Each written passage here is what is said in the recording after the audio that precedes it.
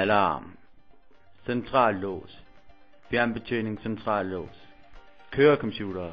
Startspærre. Elruder. Elspejle. CD-radio. Bagagerumsdækken. Kopholder. 4 airbags. Apps. Servo. Enejer. Ikke ryger. Nysyn.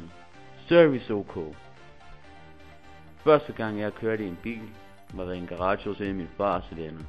Min far havde sagt nej flere gange, når jeg tilbød om at køre bilerne ind i garagen. Jeg kørte den helt selv. Sad helt alene i bilen. Det føltes som om det var min. Jeg følte som om, at jeg bare kunne køre rundt i den, som jeg ville. Det var for vildt, at det var mig, der kunne gøre det. Min far var meget stolt af mig på det tidspunkt, og mente, at jeg kunne blive en god bilforhandler og en god chauffør. Siden lærte jeg at blive bedre og bedre til at køre, og derefter kunne jeg køre alle slags biler.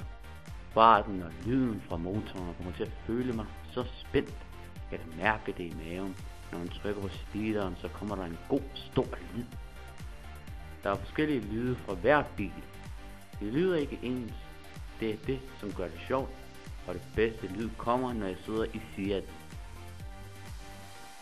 Jeg kan lide at være sammen med venner, at spille fodbold, at se wrestling, at gå på netcafé, gå i klub og at gå til fester. Men det jeg bedst kan lide, er at køre bil.